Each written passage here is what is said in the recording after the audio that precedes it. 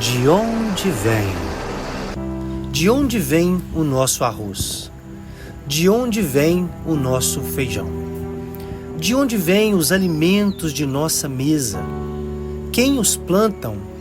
Quem os semeiam? Quem os cultivam? Quem os colhem?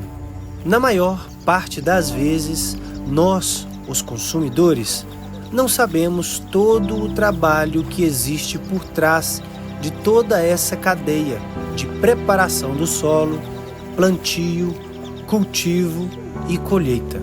Por isso, neste documentário, você vai entender um pouco mais das vivências reais com os produtores rurais de Dom Cavate.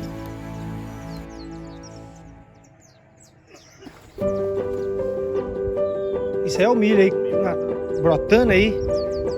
Aqui, ó. Você sabia que a agricultura familiar é responsável por cerca de 70% dos alimentos que chegam à mesa dos brasileiros? Mas a vida no campo é um desafio diário.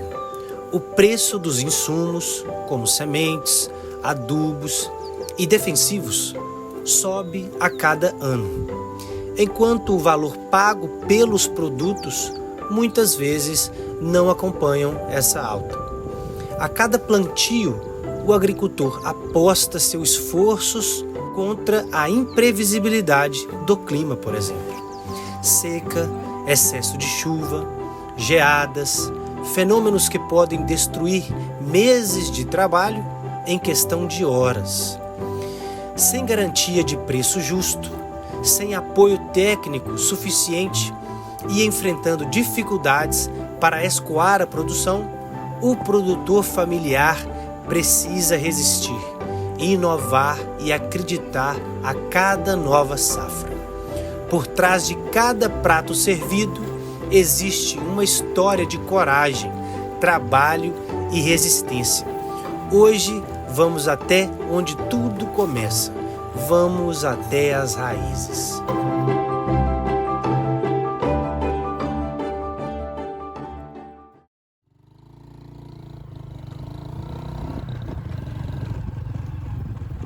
Perdi o chapéu.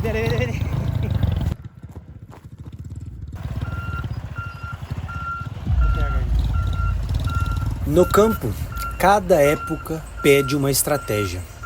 Quando a seca aperta e o pasto some, é a silagem que salva a criação. O milho colhido aqui vira alimento armazenado, uma reserva de vida para os meses difíceis. Cada carga descarregada é mais do que grãos triturados, é segurança para o futuro, é esperança guardada em sacos que alimentarão rebanhos inteiros. A silagem é o resultado de meses de cuidado, de trabalho pesado e da sabedoria de quem vive da terra. E é assim, com força e planejamento, que o agricultor vence a seca antes dela chegar.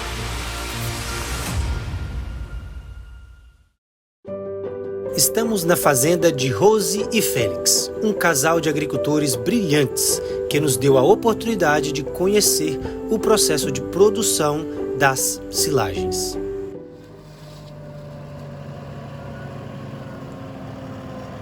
A colheita do milho pode ser feita de várias formas. Uma delas é com a colhedora de forragem. Com essa máquina, o milho é cortado, triturado e lançado diretamente na caçamba em uma única operação, economizando tempo e muita mão de obra. Sem ela, os produtores precisariam cortar o milho manualmente, talo por talo, um trabalho extremamente pesado, demorado e desgastante. Uma das grandes vantagens da colhedora é justamente essa agilidade. Ela permite colher grandes áreas em pouco tempo, garantindo que o milho seja ensacado ainda fresco, preservando os seus nutrientes. Além disso, a máquina aproveita toda a planta, folhas, talos, espigas, formando um alimento completo para o gado. Mas como tudo no campo, também existem desafios. O custo de aquisição e manutenção da colhedora é alto e é preciso ter operadores experientes para garantir um corte bem feito. Outro ponto de atenção é o solo. O peso da máquina pode compactá-lo se não houver cuidado, prejudicando futuros plantios. Ainda assim, para quem trabalha no campo, a colhedora de forragem é uma verdadeira parceira, especialmente nos períodos em que o tempo para a colheita é apertado e cada minuto faz a diferença.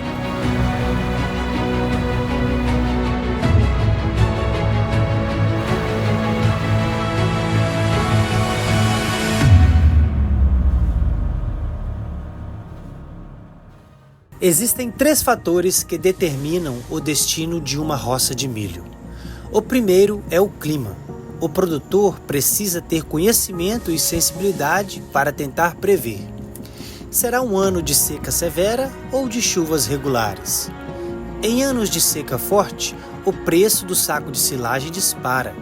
Já em anos de chuva amena e constante, o preço se mantém estável. Por isso, entender o comportamento do clima é essencial. O segundo fator é o mercado. O produtor precisa decidir: é melhor vender o milho agora ou transformá-lo em silagem para vender na seca, quando a demanda é maior. E terceiro, talvez o mais importante, é a qualidade do milho. Como foi o desenvolvimento da lavoura? O milho cresceu bem? Sofreu ataque de pragas? Pegou alguma doença? Em muitos casos, se o milho perde qualidade, o produtor nem tem a escolha. A única saída é transformar tudo em silagem. É uma decisão que exige experiência, estratégia e muito trabalho duro.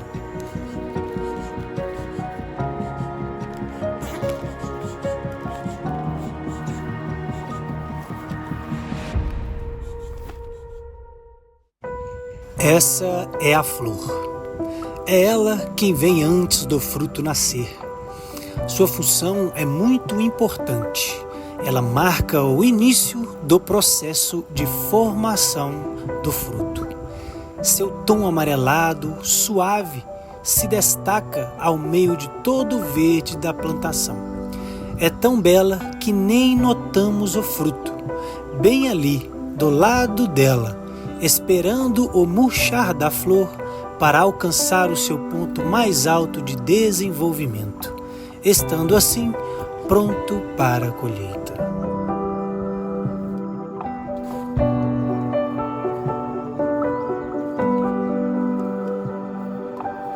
Ser agricultor vai muito além de escolher o que se quer plantar. Antes de tudo, é preciso entender a terra, o clima, o solo e o comportamento das plantas naquela região. Um alimento pode ser valioso, mas se não se adapta bem ao ambiente, dificilmente dará resultado.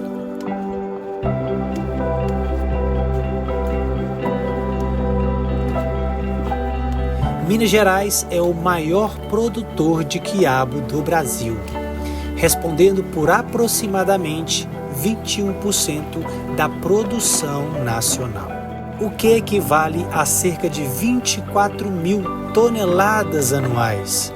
A nossa região do leste de Minas, entre Caratinga e Governador Valadares, é especialmente significativa, sendo responsável por 34,2% do volume de quiabo comercializado na Ceasa de Contagem. Mais de 1/3 de todo o quiabo vendido lá veio daqui, da nossa micro-região.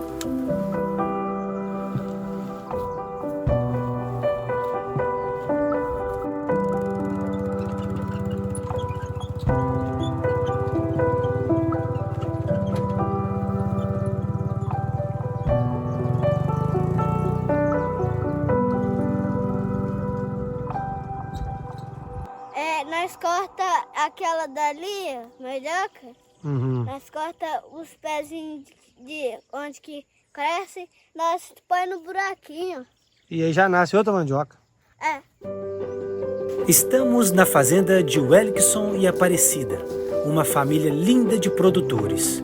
Todos aqui vieram da roça, amam a vida no campo e não a trocariam por nada. Com eles, vamos entender um pouco mais sobre a produção do quiabo, da mandioca e do leite.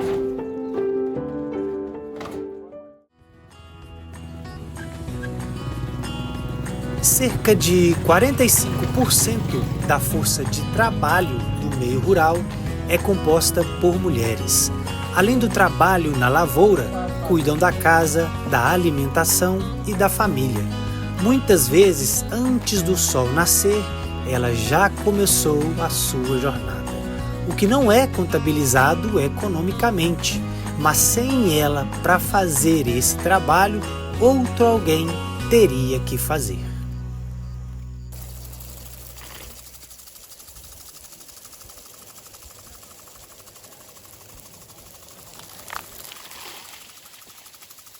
A mandioca é mais do que um alimento, é símbolo de resistência, tradição e vida.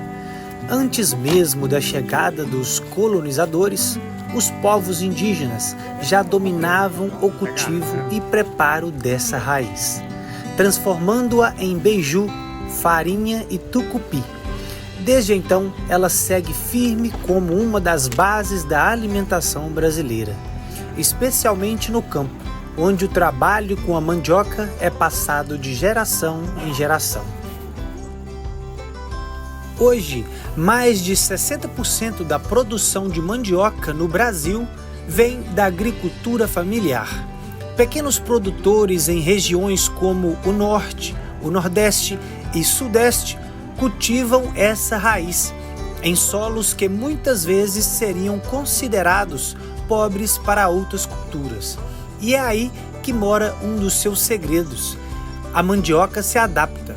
Elas sobrevivem a estiagens, cresce em diferentes tipos de solo e precisa de poucos insumos, sendo uma planta estratégica diante das mudanças climáticas. Além da sua força cultural, a mandioca tem uma impressionante variedade biológica. São mais de 500 tipos catalogados no Brasil. Algumas são mansas, próprias para o consumo direto. Outras, bravas, que precisam ser processadas para eliminar o ácido cianídrico. Cada variedade tem seu jeito de ser plantada, colhida e aproveitada. Em certas comunidades, o saber do agricultor é tão afinado que ele escolhe a melhor época para colher com base na lua ou na textura da folha. Saberes que não estão nos livros, mas na vivência com a terra. E a mandioca vai muito além do prato. Seu amido é usado na indústria para fabricar papel, tecidos, cosméticos e até medicamentos. Em pesquisas mais recentes, ela também tem ganhado destaque como fonte para a produção de etanol de segunda geração, uma alternativa de biocombustível mais sustentável. No entanto, sua presença mais marcante continua sendo mesmo na cozinha do povo.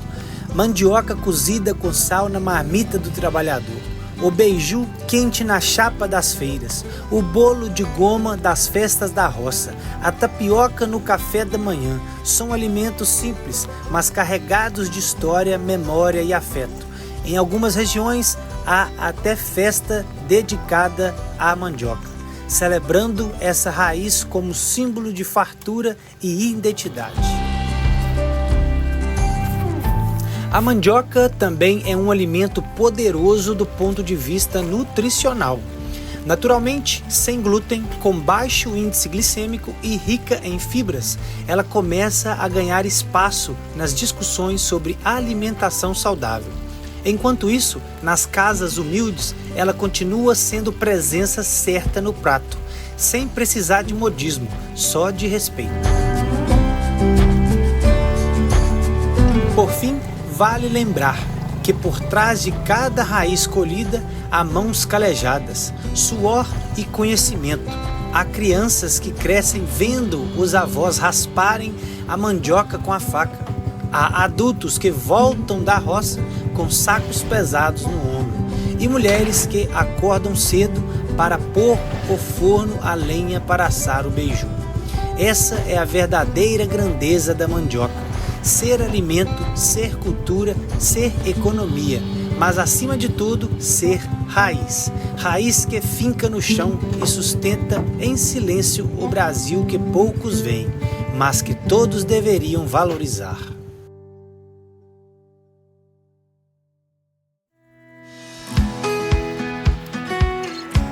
Jaguar. Esse é o nome que seu dono, Luiz Carlos, filho de Wellington e Aparecida, deu a essa vaca, que hoje está prestes a criar. Em seu olhar calmo, a força silenciosa de quem já conhece o ritmo da terra e da vida no campo. As horas passam, o tempo segue o compasso da natureza, e o que era espera se transforma em vida. O bezerro nasce, pequeno, frágil e ao mesmo tempo tão cheio de futuro. É mais do que um nascimento, é a continuação de uma história escrita a muitas mãos, sob o sol e o suor do produtor rural.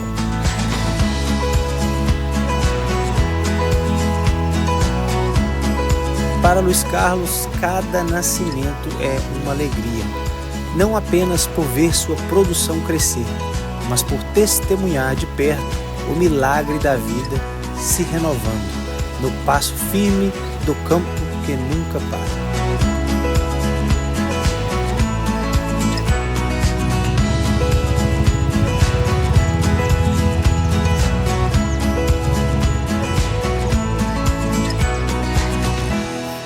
Esse é Luiz Carlos, um jovem de 21 anos com um gigantesco espírito empreendedor.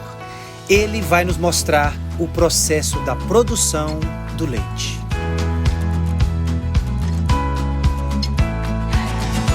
Durante a seca, mais de 70% dos produtores de leite do Brasil contam com o silo como principal fonte de alimento para o gado. A silagem, feita principalmente de milho, é rica em energia e fibras, o que ajuda a manter a produção de leite, mesmo quando a pastagem não dá conta do recado.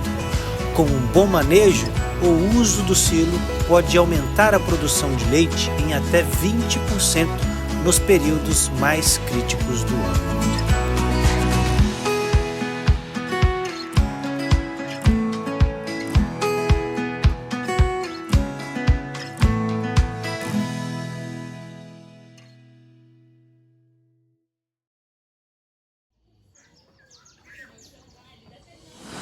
Oferecer silagem antes da ordenha é uma prática comum entre os produtores de leite, especialmente no início da manhã. Além de garantir que os animais estejam bem alimentados, essa rotina contribui para o bem-estar do rebanho e melhora a liberação do leite.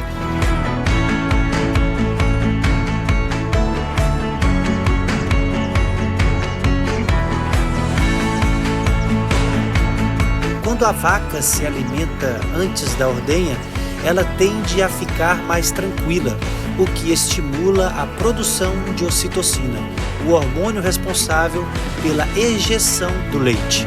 Esse simples manejo pode fazer diferença significativa na produtividade, principalmente durante a fase de lactação, quando as exigências nutricionais do animal são ainda maiores.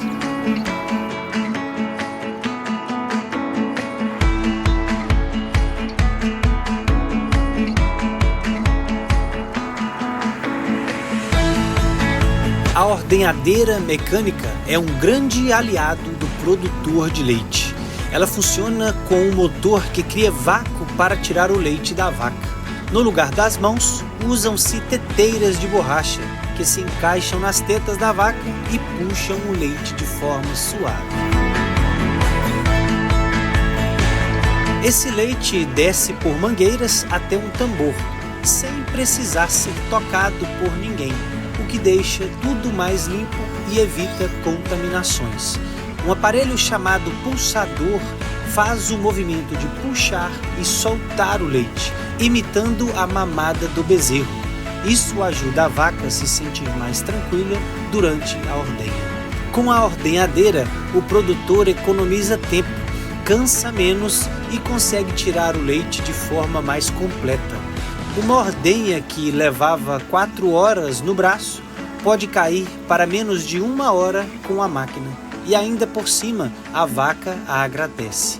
Fica mais confortável e produz melhor.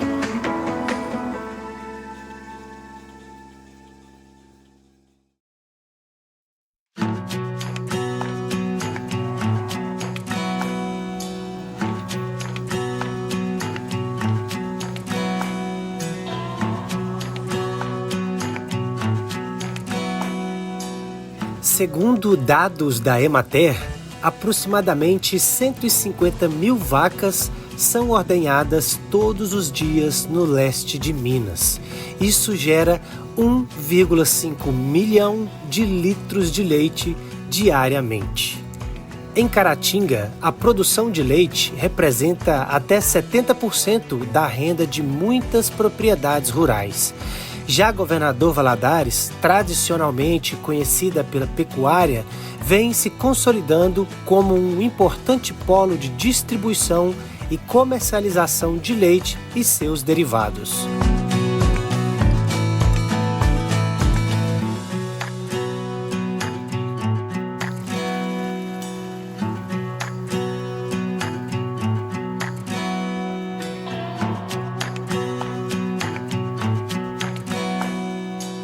O leite da nossa região abastece laticínios locais e grandes marcas, e muitos desses produtos vão para todo o Brasil.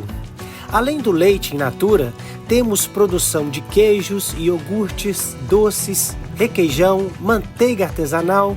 Tudo isso gera renda, sustenta famílias e movimenta feiras e mercados locais. O produtor enfrenta desafios com preço baixo do litro de leite, aumento dos custos da ração e muitas vezes falta de apoio técnico. Mas mesmo assim, o campo segue firme, superando os obstáculos.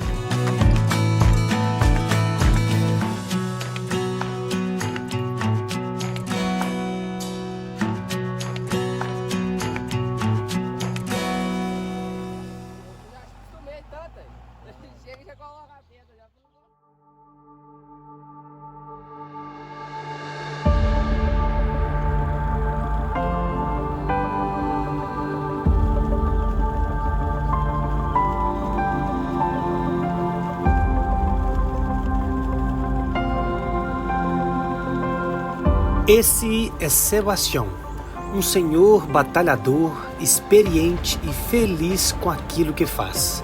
Hoje estamos em seu sítio para acompanhar de perto sua rotina e aprender um pouco mais sobre o cultivo e manejo das hortaliças com quem entende do assunto.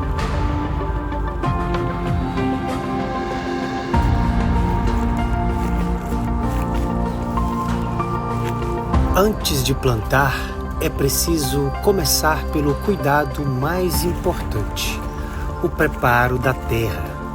Nesta horta, que havia alguns meses sem plantio, o solo estava seco, duro e compactado. Para reverter essa condição, Sebastião utiliza uma máquina motorizada para arar a terra e fazer a descompactação. Esse processo é essencial para permitir a entrada de ar, água e nutrientes no solo, criando um ambiente mais fértil e propício ao desenvolvimento das hortaliças.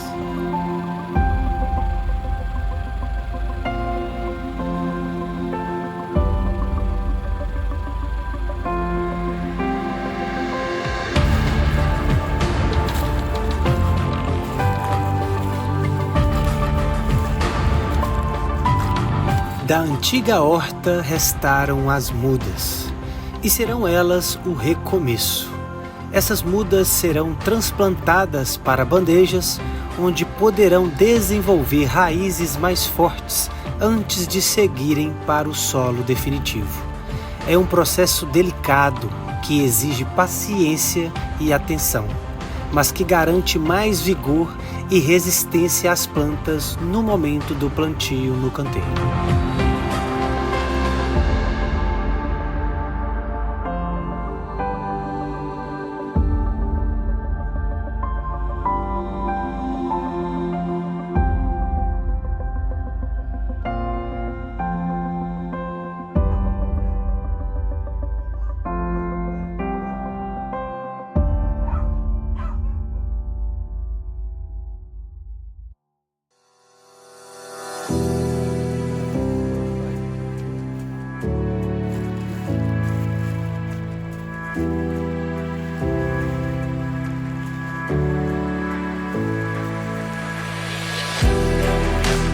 Com a terra já preparada e as mudas separadas, Sebastião dá início a uma nova etapa, o plantio das sementes.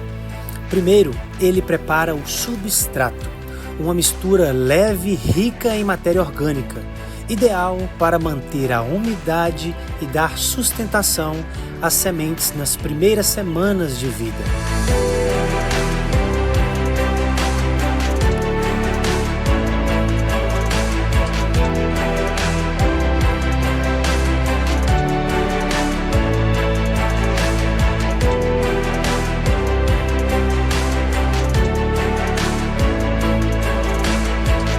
O substrato é cuidadosamente colocado nas bandejas que, em seguida, recebem uma a uma as sementes escolhidas para o plantio.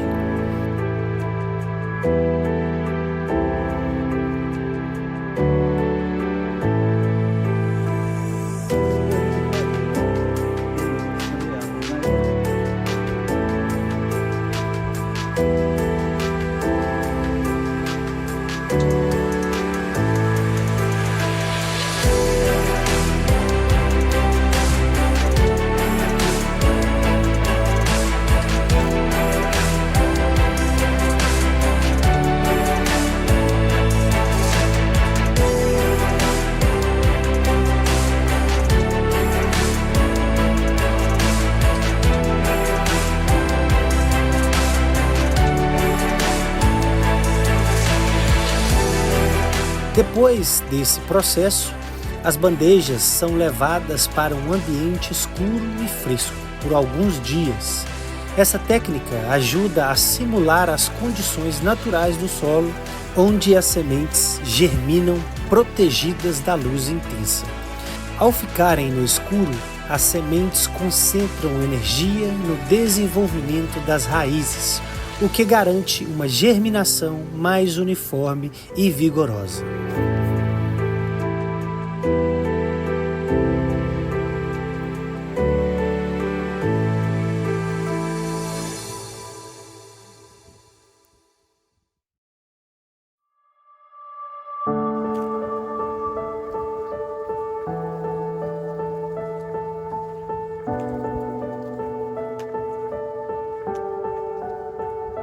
Canteiro pronto, covas feitas, adubo já no seu lugar.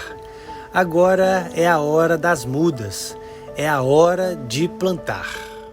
Minas Gerais é o segundo maior produtor de hortaliças do Brasil, atrás apenas de São Paulo. E a nossa região, marcada pela força da agricultura familiar, vem ganhando destaque nesse cenário. Aqui, no coração do Vale do Rio Doce, cresce um número cada vez maior de agricultores que cultivam hortas em seus quintais, sítios e pequenas propriedades. Grande parte dessas produções é voltada para o consumo das próprias famílias, mas muitas chegam às feiras e mercados da região, abastecendo não só mesas, mas também a economia local. O diferencial da agricultura familiar está no cuidado. Muitos desses agricultores adotam práticas agroecológicas ou com o menor uso de produtos químicos, prezando pela saúde do solo, da planta e de quem consome. É uma produção sustentável, feita com consciência, amor e respeito pela terra. Em Dom Cavate, boa parte das hortaliças que chegam à mesa vem desses pequenos produtores, gente simples, mas de grande valor. São eles que, com trabalho diário e muita dedicação, mantêm os canteiros vivos, com plantios escalonados para garantir colheita o ano inteiro.